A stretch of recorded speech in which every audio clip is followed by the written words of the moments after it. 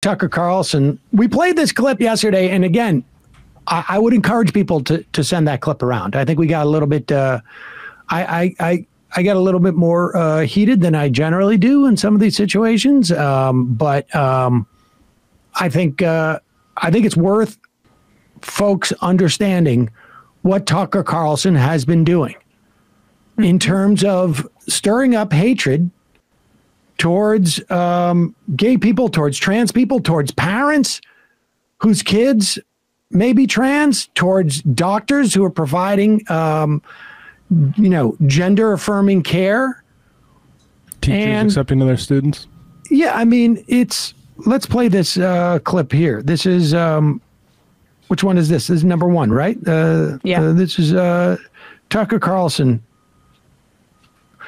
In the investigations he's referencing here with Matt Walsh, remember, this is the guy who had absolutely no idea how many kids were on, what was it, on hormone blockers? Puberty blockers, yeah. On puberty blockers. And we should say, where I've got that date. All right, just play this. So if you don't want a kindergarten teacher to talk to your kindergartner about sex, you're anti-gay? Ron DeSantis is the spiritual father of a mass murder in Colorado? Really? No matter how you feel about Ron DeSantis or about sex, it's not plausible. In fact, it's ridiculous. Yet they keep saying it. And the question is, why do they keep saying it? Well, they're saying it because that's how determined they are to keep you from talking about this subject. They will call you an accessory to murder. They'll threaten to sue you into poverty, as the assistant director of the FBI just did, if you don't shut up. That's pretty weird when you think about it. In fact, it's very weird.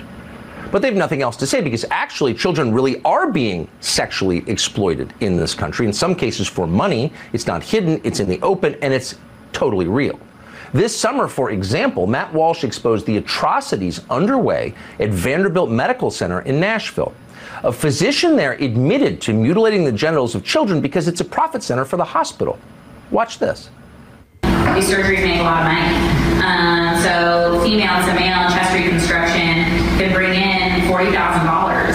A patient just on routine hormone treatment, who I'm only seeing a few times a year, can bring in several $1,000s.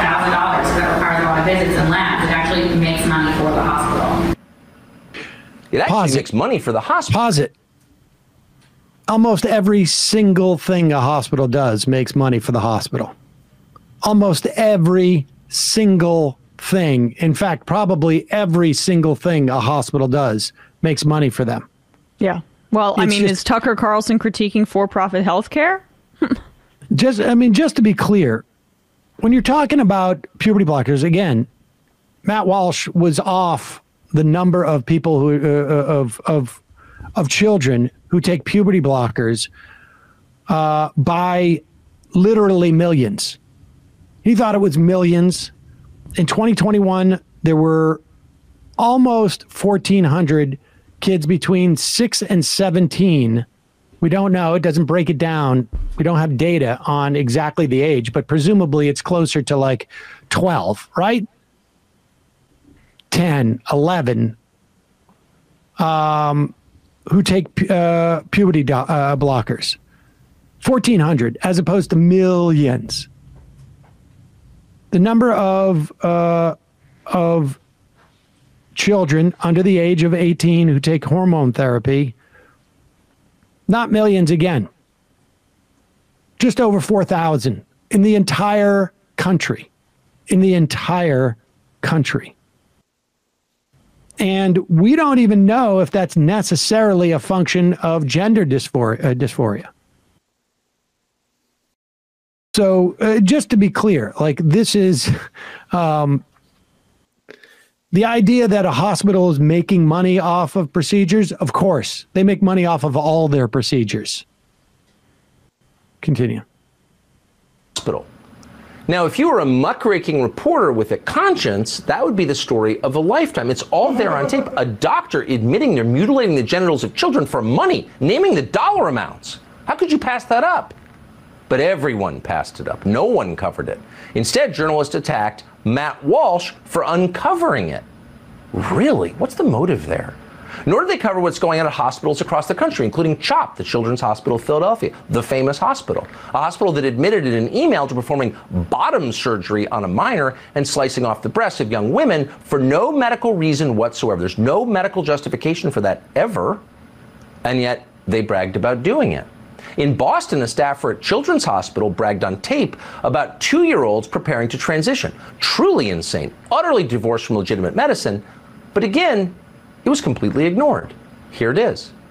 So most of the patients that we have in the GEMS clinic actually know their gender, usually around the age of puberty, but a good portion of children do know as early as seemingly from the womb, and they will usually express their gender identity as very young children, some as soon as they can talk. They may say phrases such as I'm a girl, or I'm a boy, or I'm going to be a woman, or I'm going to be a mom. Kids know very, very early. So in the GEMS clinic, we see a variety of young children all the way down to ages 2 and 3, and usually up to the ages of 9.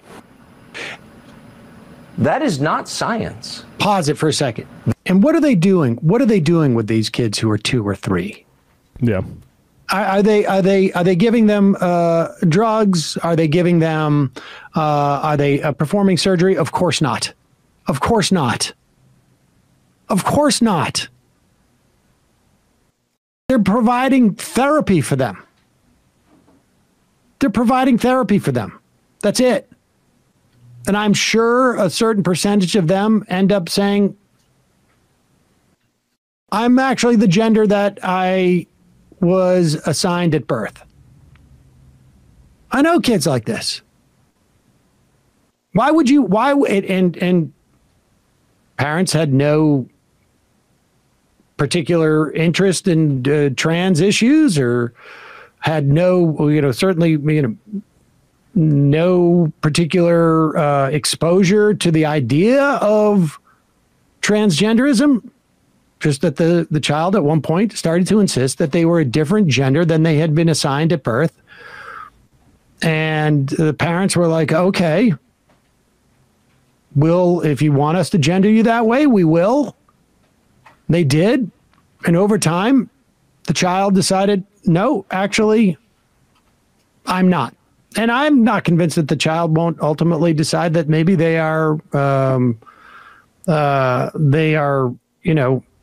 they, them, or what? I mean, but the idea that these two, they are recognizing that there are 2-year-olds or 3-year-olds who can articulate that they have a different gender and they may want to come because they're having problems with it and trying to adjust and figure out, how do we navigate this? How do we navigate that our child is getting upset every day because they want to wear a dress and we don't know what to do? And in that clip that he played of that doctor, I mean, is there any mention of children within the context of what she's talking about there? Because I feel like he is conflating, and like maybe we have to go back at some point. I don't want to get this wrong, but I didn't hear her say children, and it was spliced together to a degree. The first clip that was played? Yeah, I'll double check, but I don't believe she was specifically talking about top surgery for children. And that's what they are, they're relying on conflating, when that later in the clip mentions 2- and 3-year-olds. That's what he's trying to mix up in his audience mind. Yes, because he said when he mentioned the bottom surgery, he said a minor. I guarantee that was like 17 or 16, like a kid that's been through social transitioning and all this sort of stuff into their new identity. But then they all, and I've gotten into arguments with literally 55-year-olds who watch Steven Crowder every episode, who literally think that they can prove with some right-wing article that 5-year-olds are cutting off their genitals, which is just absurd smear of an entire class of people. And ultimately, the idea that if there is some controversy within the medical world, in the pediatric medical world, as to what is the most effective treatment, what is the best treatment for people who are who have gender dysphoria, who feel they have been misgendered, that it is causing them suicide ideation, that is causing them massive depression.